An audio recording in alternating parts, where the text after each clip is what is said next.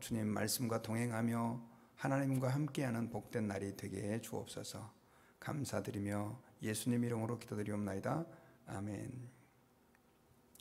네, 오늘은 요한복음 14장 22절부터 26절까지 말씀으로 예수님을 사랑하는 것이란 이라고 하는 제목으로 하나님 말씀을 묵상하겠습니다. 여러분은 예수님을 사랑하는 것이 무엇이라고 생각하십니까? 어떤 사람들은 예수님을 사랑하는 것을 예배를 잘 빠지지 않고 드리는 것, 또 기도를 규칙적으로 하는 것, 또 어떤 사람은 어려운 사람을 도와주는 것들, 다양한 견해들을 다 가지고 있을 거예요. 그리고 또 딱 꼬집어서 예수님을 사랑한다는 게 무엇인지 우리가 또 규정하기 어려워하는 분들도 있습니다. 그런데 성경에서는 예수님을 사랑하는 것은 어떤 것이다 라고 하는 것을 예수님께서 직접 말씀하신 내용이 있습니다. 그 부분이 바로 이제 오늘 본문인데요. 오늘 본문은 이제 어제 계속 이어서 예수님이 나의 계명을 가지고 지키는 자라야 나를 사랑한다. 예수님을 사랑한다라고 하는 것은 바로 계명을 지키는 것이죠. 그리고 그에게 그도 내가 사랑해서 그에게 나를 나타낼 것이다. 이런 말씀을 예수님께서 해주셨는데 이 예수님의 제자 가운데 가로신 유다가 아닌 다른 유다죠. 그 유다가 예수님에게 그 말을 이해하지 못해서 질문을 해요. 22절에 보면 주여 어찌하여 자기를 우리에게는 나타내시고 세상에는 아니하려 하시나이까. 자, 예수님 왜 우리에게는 나타내시고 세상에는 나타내지 않습니까? 라고 물어요. 왜냐하면 19절에서 예수님이 그런 말씀을 하셨거든요. 조금 있으면 세상은 다시 나를 보지 못할 것이로되 너희는 나를 보리니 이는 내가 살아있고 너희도 살아있겠습니다. 예수님이 곧 십자가에서 죽으셨다가 부활하시는데 지금 예수님이 그 내용을 얘기하는데 다른 제자들은 이 말의 뜻을 이해를 하지 못했습니다. 그래서 가룟 유다, 그러니까 가룟 유다가 아닌 가룟이 아닌 다른 유다가 아마 예수님께서 이제 메시아로 등극을 하셔서 지도자가 돼가지고 왕이 돼가지고 그렇게 나타내실 모양인데 우리에게는 나타낸다고 하는데 왜 세상에 드러내지 않지? 저분이 세상에 드러내야 하는데 아마 이런 마음을 가지고 예수님에게 그 질문을 한 것 같아요. 그랬을 때 예수님이 23절에서 이렇게 대답을 하십니다. 사람이 나를 사랑하면 내 말을 지키리니 내 아버지께서 그를 사랑하실 것이요 우리가 그에게 가서 거처를 그와 함께하리라. 자, 동문서답이라고 그러죠. 예수님께서 그런 일들을 많이 행하실 때가 있었어요. 니고데모가 예수님에게 찾아와서 질문했을 때 예수님께서는 사람이 거듭나야 된다라고 하는 그 말을 하시면서 니고데모에게 좀 이런 이스라엘의 선생으로서 하나님이 함께 하지 않으면 표적을 행할 수 없습니다. 그런 얘기를 니고데모가 예수님에게 했을 때 예수님이 사람이 거듭나지 않으면 하나님 나라를 볼 수 없다. 이렇게 이제 말씀을 하시고 예수님께서 대화하실 때 이런 방식을 가끔씩 취하시는데 오늘 본문에도 지금 보면 그런 말씀을 하고 계시죠. 세상에 예수님 나타내야 될 거 아닙니까? 이렇게 얘기했을 때 예수님은 사람이 나를 사랑하면 내 말을 지키리니 내 아버지께서 그를 사랑하실 것이요 우리가 그에게 가서 거처를 그와 함께 하리라. 이 말은 예수님이 그 유다의 질문에 답변을 하시면서 다른 메시지를 심어주고 있는 거예요. 그게 뭐냐면 내가 그래 함께 해주기는 해. 그들과 함께 할 거야. 거처를 그와 함께 하리라 라고 하는 이 말이 바로 그들에게 나를 보여줄 것이다. 그들과 함께 할 것이다 라고 하는 약속인데 23절에 보면 조건이 있어요. 조건이. 그 조건이 뭐냐면 사람이 나를 사랑하면 내 말을 지키리니 주님을 사랑하면 주님의 말씀을 지킬 것이고 그리고 아버지께서 그를 사랑하실 것이요 우리가 그에게 가서 거처를, 여기서의 우리라고 하는 것은 예수님과 하나님 아버지를 얘기하는 거죠. 그러니까 이 말은 이런 뜻입니다. 예수님을 사랑하는 사람은 예수님 말씀대로 따르고, 그런 사람을 하나님 아버지가 사랑하고 하나님의 삼위일체 하나님께서 그들과 함께 하실 것이다 라고 하는 것이죠. 그러니까 이 유다의 질문에 답변이 되기도 하면서도 새로운 메시지를 주는 게, 유다의 질문은 세상에 예수님 좀 왜 나타내지 않습니까? 우리에게만 나타냅니까? 이 말에 대해서 답변을 하신 거죠. 세상에는 내가 나타내지 않겠다는 의미죠. 그들은 예수님을 사랑하지 않기 때문에 그렇습니다. 그러면서 24절에서는 또 한 번 더 강조해서, 나를 사랑하지 아니하는 자는 내 말을 지키지 아니하리니 하나니 너희가 듣는 말은 내 말이 아니요 나를 보내신 아버지의 말씀이다. 이렇게 얘기하면서 예수님을 사랑하지 않는 사람은 예수님 말을 지키지 않는다. 그리고 그것은 예수님을 보내신 아버지의 말씀, 하나님의 말씀을 따르지 않는 것이다. 그러니까 하나님이 그들과 함께 할 수 없다, 이런 얘기를 하고 있는 거죠. 이것은 굉장히 우리에게 중요한 단서를 말씀해 주는 것입니다. 그건 뭐냐면, 아까 제가 서두에 예수님을 사랑한다, 우리가 신앙생활할 때 예수님을 사랑한다라고 하는 것은 너무 중요한 우리의 마땅한 의무이기도 하고 또 그리스도인들이 가야 할 길이기도 한데, 예수님을 사랑한다라고 하는 것을 예수님은 어떻게 규정했냐면 예수님의 말씀을 지키는 것입니다. 저는 예전에 청년들 가운데 그런 청년들이 있었습니다. 카카오톡 같은 데다가 예수님 사랑해요, 그렇게 딱 이제 타이틀을 써놓고 그 프로필에다 써놓잖아요. 그런데 그 친구가 제가 볼 때는 너무 덕스럽지 않은 일을 많이 행하는 거예요. 정말 세상 사람들이 손가락질 만한 그런 행동을 많이 했었어요. 나중에 이제 저희 교회를 더 이상 나오지 않게 됐지만, 그런데 거기다가 이제 예수님을 사랑한다고 딱 해놨는데 저로 하여금 많은 생각들을 하게 해요. 물론 그 청년을 아는 주변 사람들도 그런 생각을 했겠지만, 예수님을 사랑한다는 것이 과연 무엇인가? 예수님을 사랑한다라고 하는 것이 어떤 것인가라고 하는 것을 어쩌면 그 청년은 잘 모르고 있을 수도 있다라는 생각을 했어요. 예수님을 사랑하는 것은 예수님을 내가 트러스트하고 그분을 의지하고 또 예수님을 늘 그리워하고 또 예수님을 생각하면 마음이 편하고 뭐 이런 것들 다 포함할 수 있죠.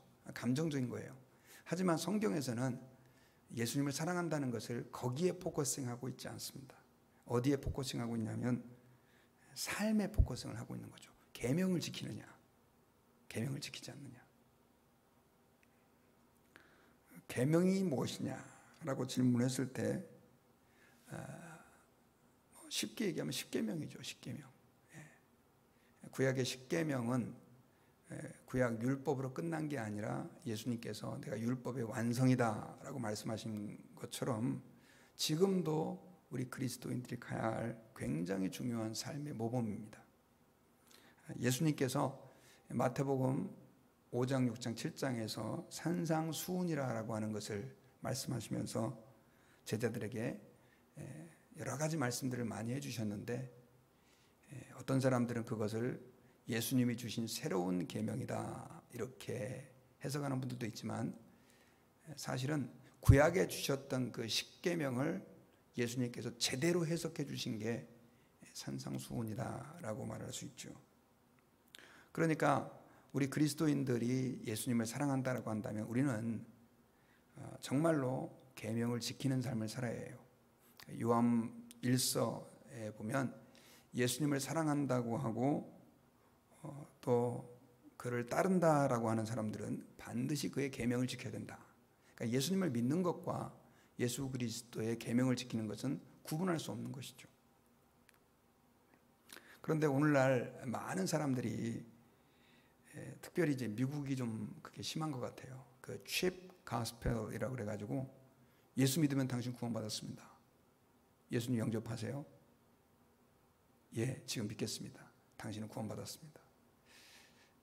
교리적으로 겉으로 봤을 때 틀린 부분은 아니지만 그거의 맹점이 뭐냐면 예수님을 믿어줘서 내가 구원을 획득하는 걸로 신앙생활을 이해하는 거죠. 절대 그렇지 않습니다. 신앙생활이라고 하는 것은 성경에서 예수 그리스도를 믿는 거 맞습니다. 그런데 그 믿는 것은 예수 그리스도의 계명을 지키는 것입니다. 목사님, 저는 계명을 잘 못 지킬 때도 있습니다. 사람이니까 100% 주의 계명을 지킬 수는 없죠. 하지만 제가 여기서 이 시간 말씀드리는 것은 주의 계명을 따라 살려고 발버둥 치면서 하루하루 살아내는 삶, 그거라고 이제 정의할 수 있는 거죠. 우리는 신앙생활할 때 예수님을 사랑한다라고 하는 의미를 굉장히 깊이 묵상을 해야 합니다. 왜냐하면 오늘 본문에서 예수님을 사랑하는 사람은 그 말을 지킬 것이고 그렇게 할 때에 아버지께서 그를 사랑할 것이다, 이렇게 얘기하고 있기 때문에 그렇습니다. 자, 구약의 인물들 가운데 많은 사람들이 또 신약에도 마찬가지고 하나님의 큰 은혜를 입었어요. 그리고 그 사람들을 통해서 하나님의 역사가 여기까지 펼쳐져 왔는데, 그런데 그 사람들의 특징은 어떤 사람들이었냐? 하나님을 사랑하는 사람이었고 그 말씀대로 순종하기 위해서 애를 쓰는 사람들이었다는 것이죠. 그러다 보니까 주님께서 그들에게 사랑을 표현해 주셨죠. 사실 하나님은 온 세상 사람들을 다 사랑합니다. 다 사랑해요. 하지만 예수님께서 말씀하신 것처럼 거처를 그와 함께하리라 라고 하는 표현은 굉장히 23절에 보면 거처를 그와 함께하리라 이런 표현을 사용했는데, 이 표현은 다양하게 해석할 수가 있습니다. 나중에 주님이 천국에 그들을 들여서 함께 한다는 의미도 있겠지만, 또한 이 땅의 삶을 살아갈 때 주님이 함께 해 주시는, 다윗이 여호와는 나의 목자시니 내게 부족함이 없으리로다. 이 목자가 양과 함께 해주고 있잖아요. 그의 그 길 가운데 동행해주고 계시잖아요. 사실 하나님이 함께 해주시는 그 능력들을 경험하면서 살면 이 땅의 삶은 굉장히 행복합니다. 그리고 기쁘죠. 그런데 그 은혜가 어떤 사람에게 주어지느냐? 오늘 본문을 보니까 예수님을 사랑하는 사람, 또 그분의 말씀대로 사는 사람이다 라고 하는 것을 이야기하고 있습니다.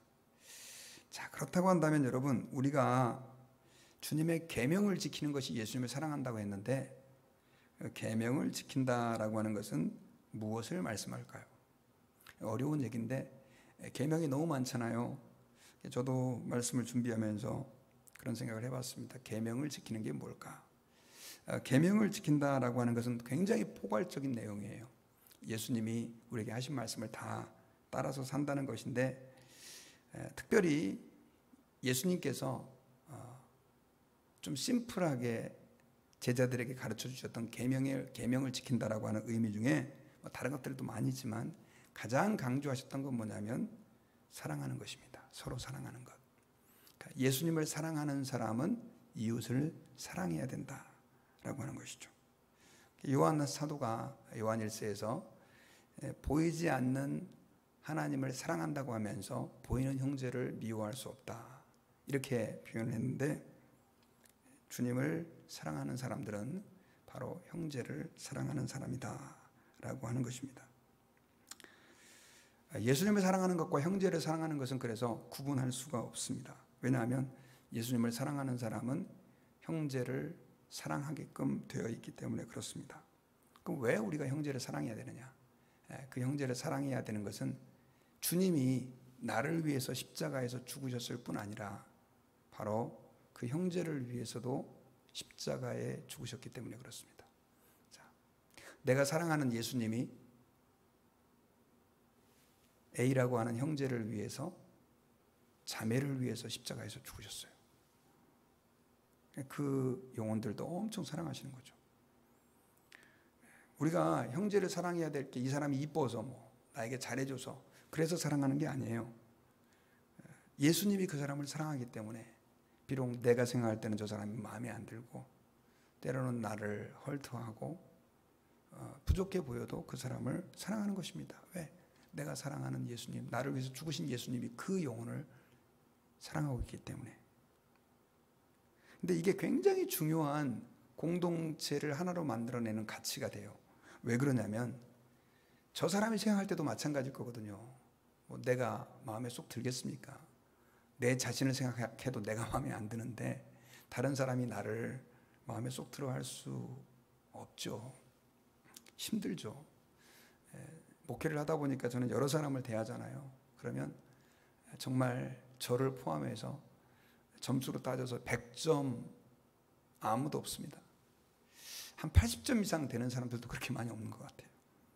저는 제 자신을 점수로 매긴다 그러면 저는 한 10점이나 20점 이 정도밖에 안 될 것 같은데, 그러다 보니까 우리가 사람을 보면요, 그 사람 자체를 사랑하기가 쉽지 않습니다. 가족이랑 혈연관계로 엮여도 사랑하기가 쉽지 않은데, 말 그대로 교회 안에서 혹은 또 우리 주변에 믿지 않는 사람들을 우리가 사랑한다라고 하는 것은 거의 불가능에 가까운 일인데, 주님이 그렇게 사랑하라라고 말씀하셨기 때문에 우리가 사랑하는 것입니다. 그럼 주님이 왜 그렇게 우리에게 사랑을 강조하느냐? 그 이유는 하나님은 사랑의 공동체이시기 때문에 그래요. God is love. 하나님은 사랑이시다.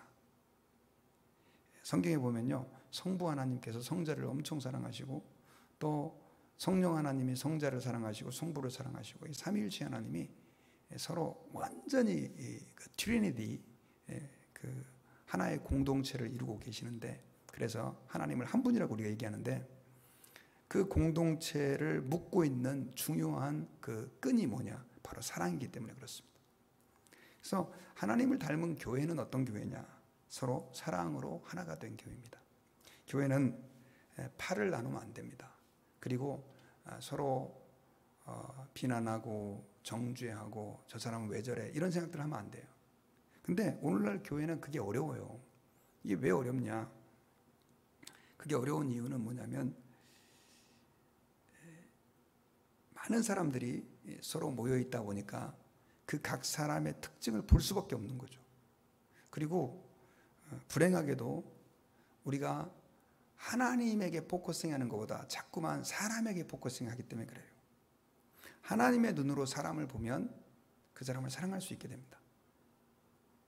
하지만 사람의 눈으로 사람을 보면 당연히 나올 수 있는 반응이 저 사람 왜 저래? 이렇게 말할 수밖에 없는 거죠.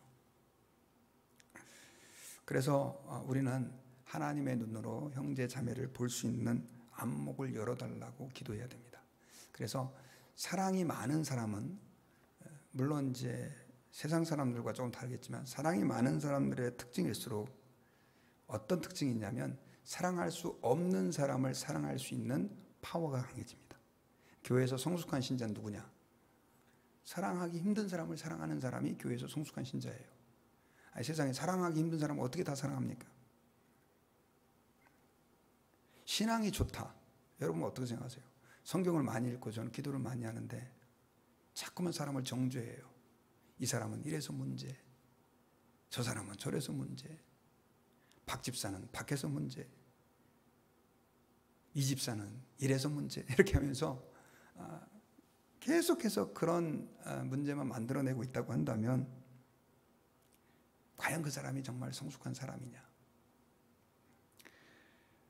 우리가 하나님 아버지 앞에서 한번 돌아보시고 정말 우리가 사랑의 공동체가 되어야 될 줄 믿습니다. 초대교회가 부흥되게 된 원인이 뭘까요? 베드로가 설교를 잘해서요?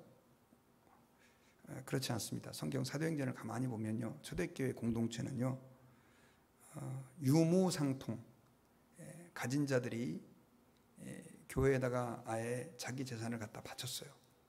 그러면 그 재산을 가지고 어려운 사람을 나눠줬어요.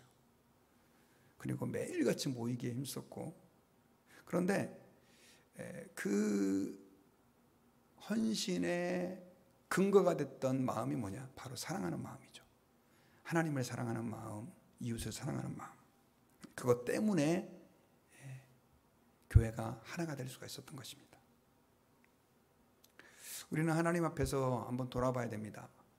교회는 저는 개인적으로 목사가 설교만 잘한다고 부흥되는 건 아니라고 생각합니다. 교회의 가장 중요한 가치는 사랑의 공동체가 되는 것입니다.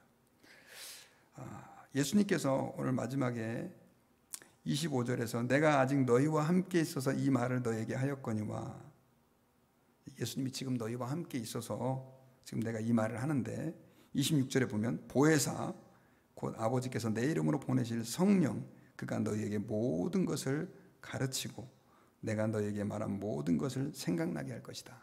제가 이제 어제 말씀드렸잖아요. 성령님이 보혜사시다. 근데 이분이 이제 오시면 너에게 모든 것을 가르치고 내가 너에게 말한 모든 것을 생각나게 하신다라고 말하면서 결국 성령님께서 오셔서 그 일을 주도하게 하실 것이다라고 하는 강조를 다시 한번 하고 계십니다.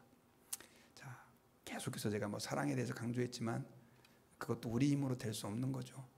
우리 안에 계신 보혜사 성령님께서 우리를 그렇게 인도하실 것이다. 또 예수님의 그 말씀을 생각나게 하실 것이다.